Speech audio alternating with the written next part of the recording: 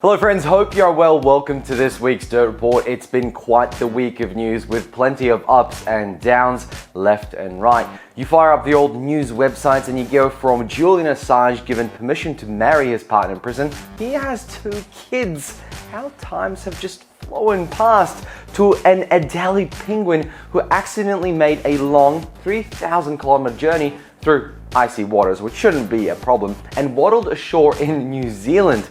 Now, the penguin was named Pingu, because of course it was. And mixed in between is the ever-looming, ever-grey China default, which could send shockwaves across the markets, but for now it is the world's biggest Schrödinger experiment. So today's episode, we're deep diving into NBN land and Starlink. It's just one of those weeks, so strap in. Make sure you like this video if you did and hit that subscribe button to support us and be notified of all new videos. Let's roll the intro.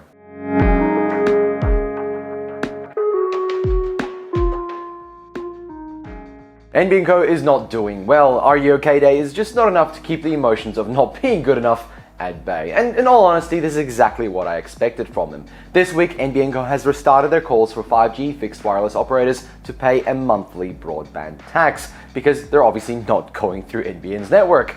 So $7.10 per user per month is what NBN Co is asking for these cellular providers. Can you imagine how much of a ruckus Telstra will make? But wait, there is more. Yep, not only is NBN Co pressuring tax on cellular providers, it's going after LEO. Watch out, no Zodiac is safe. Well, that's exactly what Gemini would say. Let's clear up my bad jokes. LEO is the low Earth orbit satellite system, and there is only one name that is all over Australian forums, Facebook and Twitter: Starlink. Starlink has been rolling out across Australia, taking business away from telcos and the NBN. The amount of posts I have seen online of new Starlink installations, speed tests, and glowing reviews is only outweighed by the posts about calling NBN Co and disconnecting their Skymaster or copper cables. In a submission, the 2021 Regional Telecommunications Review document, links below, NBN Co said, NBN Co considers that those network operators that seek to compete directly with NBN Co should do so subject to regulatory symmetry, regardless of technology choices made by those operators. Translation: dear government, you screwed up our fiber rollout, and now new technology is coming and stealing our potential income. Premises that we weren't really able to service anyway, so can you stop them?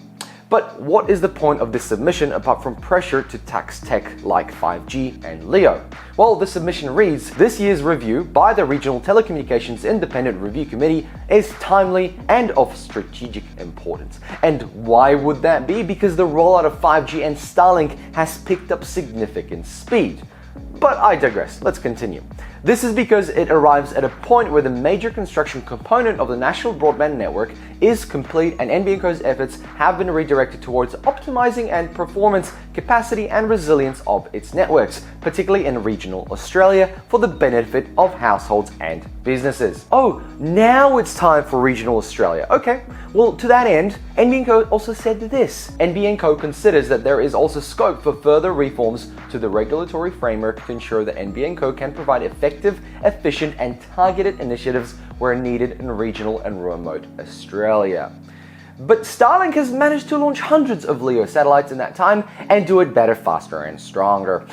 But the document continues. For instance, from time to time, NBN Co undertakes targeted projects which are designed to address emergency situations, areas of specific need, and to help uplift the digital capabilities of certain vulnerable groups. Now, emergency situations are that. They're emergency situations, and they do not address the daily needs of remote Australian communities. Though maybe, obviously, an emergent situation, I guess, but nor does it actually address metro customers who are stuck with terrible internet due to the aged copper infrastructure. In the rest of the document, NBN Co talks about how they're involved in communities, new technology projects across voice and digital capability enhancements, pointing out their co-investments in these projects as a reason to tax other internet providers because they don't do that much for the community. And to be fair, NBN Co has done plenty of work around that disaster recovery emergency communication services, and that should be commended, but it is part of the remit of being a government-funded entity.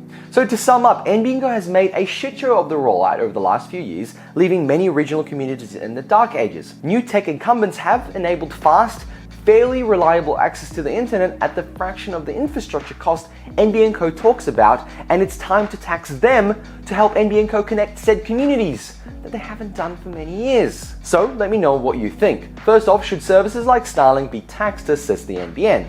Should cellular services like 5G be taxed at all? I think the two are fairly different, and not just in the technology, but the access time. After all, I can use my 5G mobile on my mobile phone, not just a dedicated 5G modem at home. And if you have Starlink, let me know how it's going for you and how remote your location is. Would love to hear your story and experience. Choo choo, the NBN train is leaving the station. Let's jump on board. Remember to like this video if you did and subscribe to support future content like this. In another leak of sorts, secret figures have revealed the cost of NBN's multi-technology program instead of pure fiber rollout, and they are pretty damn staggering. The numbers being referred to were redacted back in 2013, but The Guardian managed to get the unredacted report, so sources below and the links to report included. As you may be aware, the coalition went for the alternative plan instead of doing the pure fiber NBN rollout, which would cover at least 93% of Australian homes and businesses. So they instead decided to utilize the already out of use by date copper and TV coax cables to build a new broadband network on top. This was suggested to cost less and be much quicker. However, the true scale of the bungle was not clear at the time. The claim back then was that the Labor's plan would cost $74 billion and not be completed until 2024. So fiber to the premises in 2024. Okay, fine. While the coalition's multi-technology mixed version would cost only $41 billion and be finished in 2020. Wait, what year is it now? So what were the figures? Well, back in 2013, NBN Co estimated that HFC connections would cost between $800 and $500 per premises.